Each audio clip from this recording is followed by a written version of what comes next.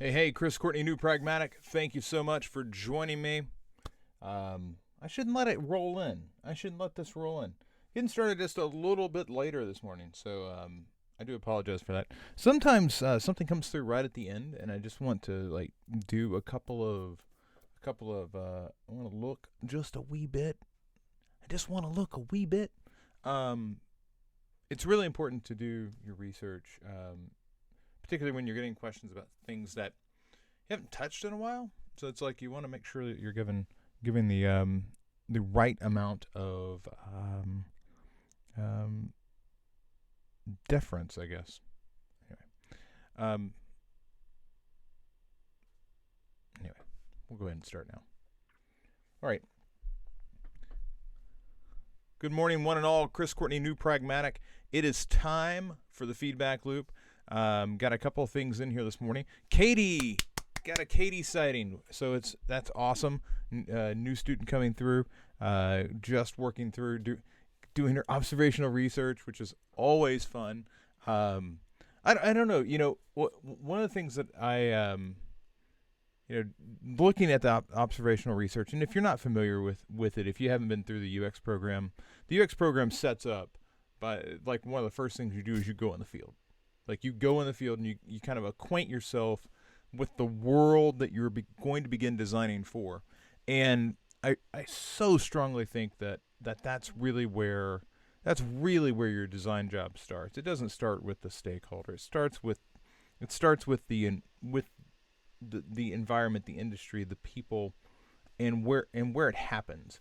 In this case, the project is obviously it's involving the grocery retail space, and I look back to one of my first memories of this, and I actually had to go all the way back to the summer between my 8th and ninth grade year. I went on it was my first plane ride, and I was going to visit a cousin that had a baby, and I was with the family tagging along, and we went to San Diego, California. And in San Diego, because it was like 5 people living in a hotel room, sleeping on top of each other, sort of thing. So we went to the grocery store because we couldn't afford to eat out.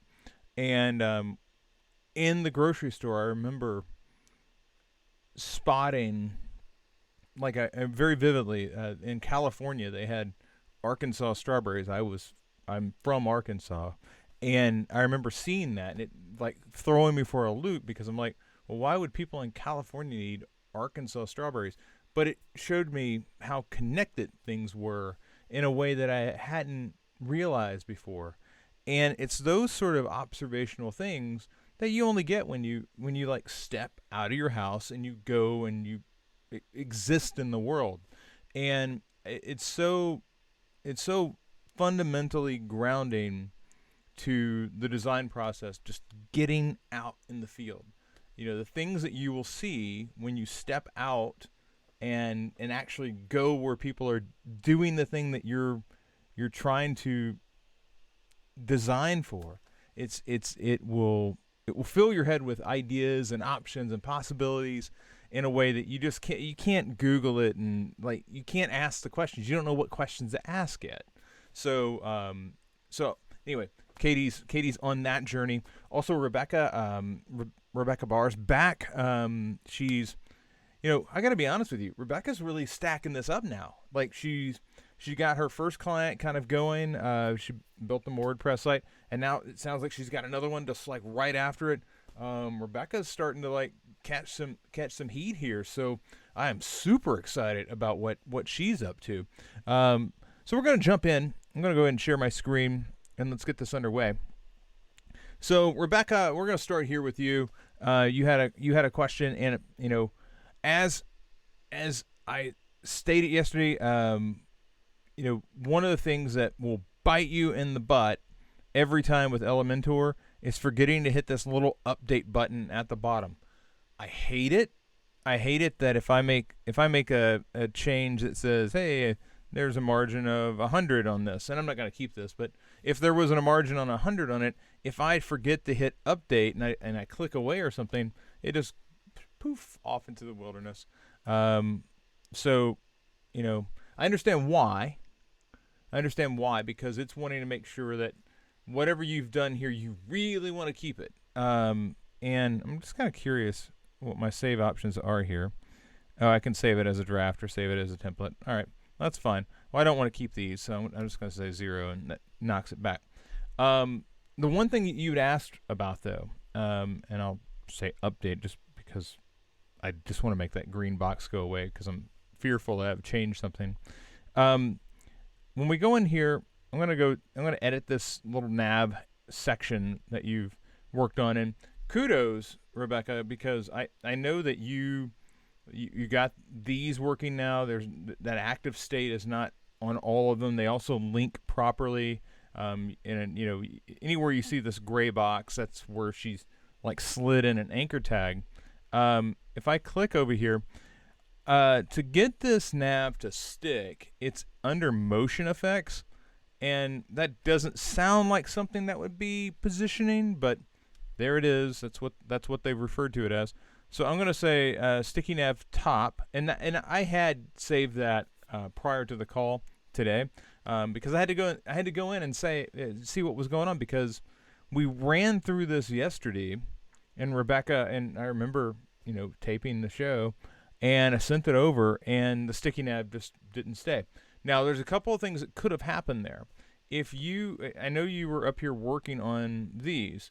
If you, for whatever reason, deleted the nav away and replaced it to get new links in or something, that would have stripped it off. So there's that. But otherwise, I'm not entirely sure of what the issue might have been. The other thing that you mentioned is the custom CSS.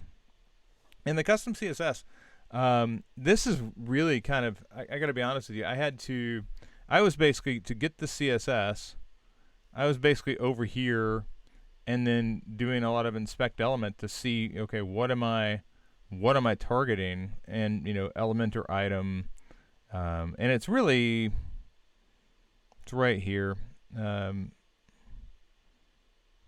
Actually, it's further up. But, element or section wrap.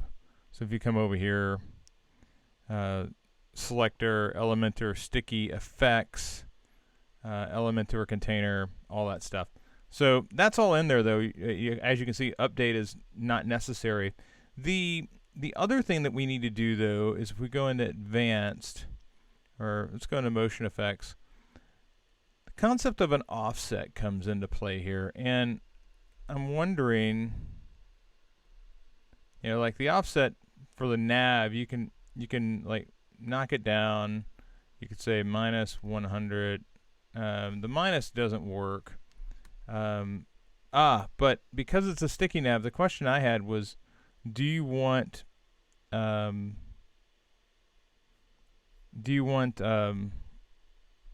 update this really fast.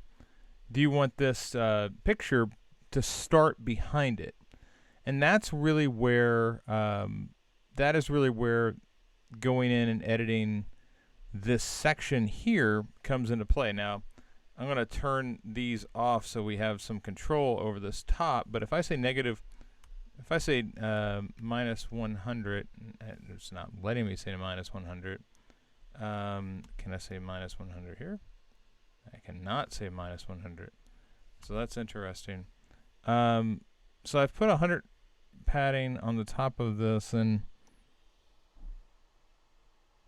I can just barely see behind it. So I'm going to change the CSS just a bit, and to do that I have to well,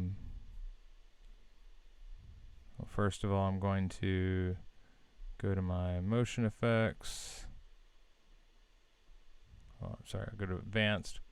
I'll go ahead and save that. And now I'll come back over to, let's get rid of that. Now I'll come back over to this and go ahead and edit this so that we can I can see that a little more clearly, maybe 7. But see, the problem I've got is when I pull back, I can totally see that, but I want this to actually start like that, not down here. So what we have to do is kind of sort out how do we get that to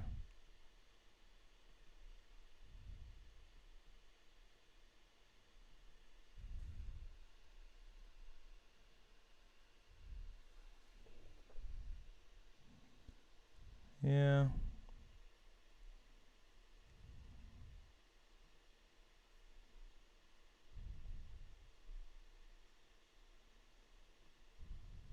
One second.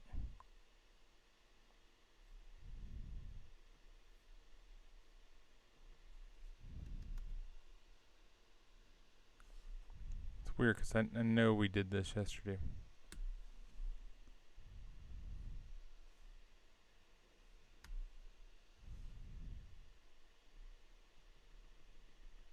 Yeah, there we go. Why was that not taking it before? I don't know.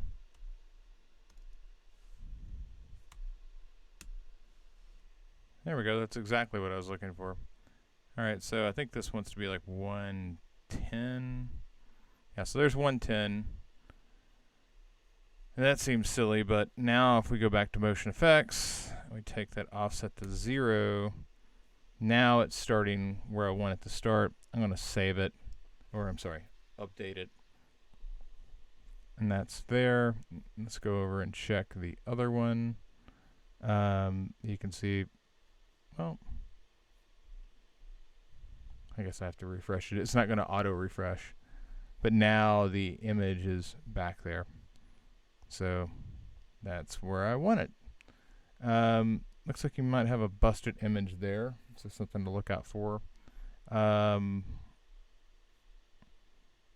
Now this is getting really dark in some areas, so I would encourage you to think about changing these to a, like this is easy to read, but that gray is not. Another question that you had, and again, I want to make sure that that's updated, so that's in there. Another question you had was about scheduling, and the real trick with scheduling, and frankly, it's not something that a scheduler is not something that you want to hand code. Not where you're at. Okay. A scheduler has to connect with the back end, because you have to preserve. It's not just somebody clicks on a button and it says, "Oh, your place is reserved." It has to save that and register that in the back end to hold that time for two parties. For the person who's hosting this, who's requested the spot, and one for the person who is actually doing the session. The other thing that is involved, and I know something about this because I use Calendly for this reason. I just don't want to deal with it. The other side of it is, there will be integrations that other people will want. For instance, if I want to connect it with my calendar so it will put it on my Google Calendar for me, I need that integration. If I want a reminder, like send me a message 24 hours before, or if I as a client want to send a message 24 hours before to limit the number of no-shows, I need to do that as well. Also, payments. I'm not sure if, like, when people come in, a lot of places, like if you're scheduling a foot massage or whatever it is, a service, you're scheduling a service, you need the ability to collect payment, so that people are more likely to show up. Most people will if they've paid you, they will show up. So there's all of these things and considerations that have to be accounted for, and I I did a little bit of digging on this because obviously there are a couple of different ways that you could do it. You could simply say, okay, I'm going to do something like Calendly, and Calendly is going to handle these integrations, and it's a link, and you send it off, and people book on your calendar, and that is what it is. Um, there's also things that can be built into WordPress, like dropped in as a section that can handle that. And of the batch that I've looked at, I would say that this one, Bookly, um, appears to have the most going for it. Now it did just hike up. It used to be like $49, but now it's $89. But that's like for the life of it, which is I think helpful.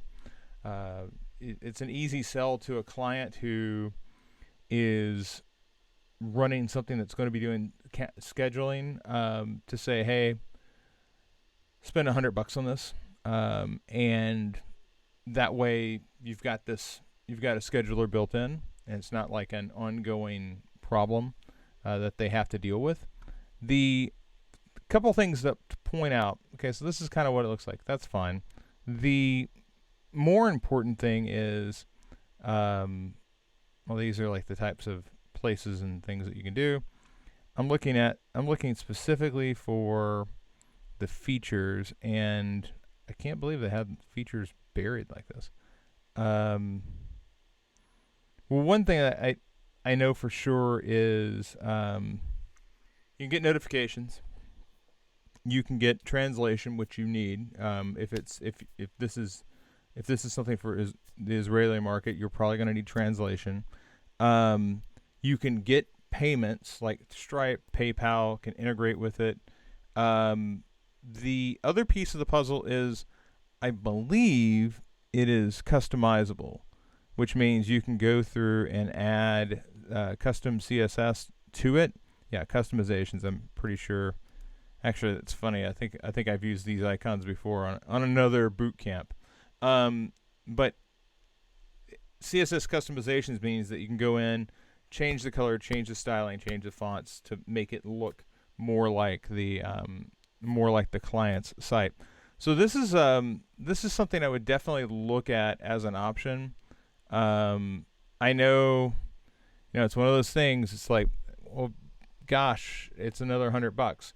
Well, this is for a different client, and if clients want these things, you have the ability to call in that resource. And I got to tell you, $100 for a calendar widget is a lot cheaper than paying somebody,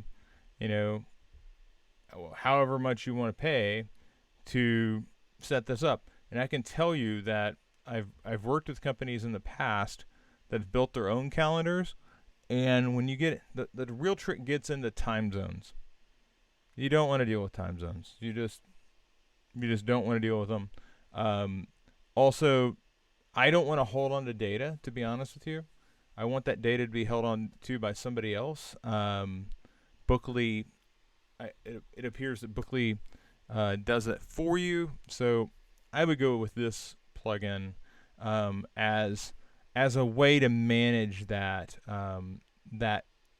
intensive back-end support that you're going to need for a calendar. So that's my 2 cents on it, Rebecca. And I would just want to make sure that I've got all of your questions. Calendar, widgets, editable schedule, so users can see when they have classes.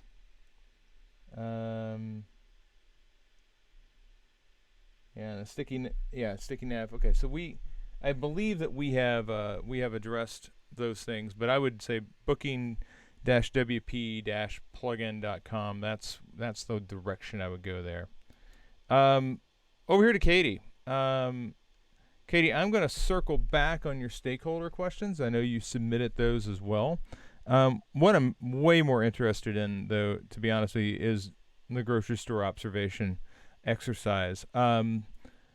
It looks like you hit 2 places, and you went to a Costco and a Walmart. Walmart, for those that aren't aware, it's kind of like Target, and they have gigantic grocery sections. So it's basically like a grocery store smacked together toward like a with a general goods store. Frankly, it's hard for me to imagine any of these big box stores being necessary prior to them having a grocery store. But at one point in time, they were just like where you would go buy air filters and stuff and toys. It's really weird. But yeah. So went to Walmart, went to Costco, and there's a couple of things that are I think are really important that are going to pay dividends for you as you go.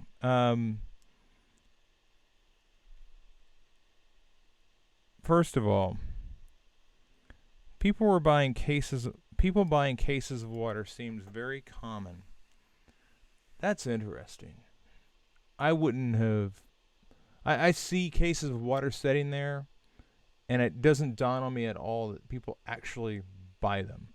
Um, I have a Brita filter thing, and it's just like that's what I've used. A lot of people buying bulk apples, bulk bananas. Older people don't tend to have full carts as younger people do.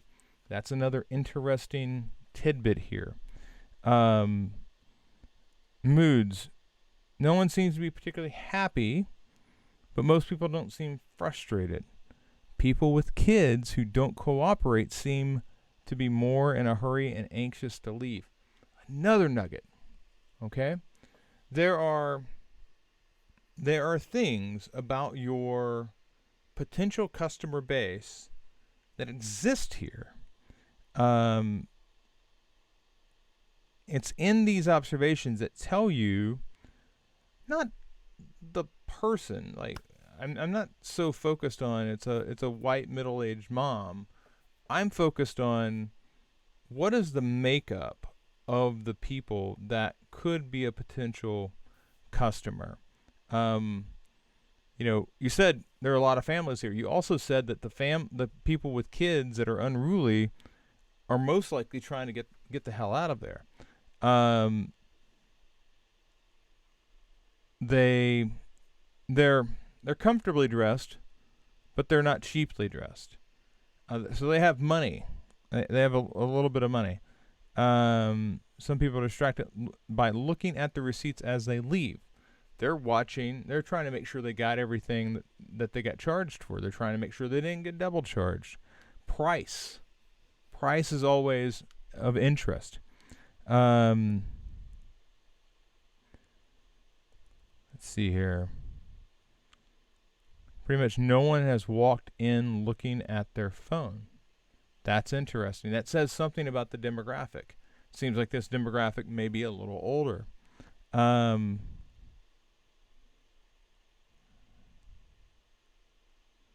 Parking lot is a mess.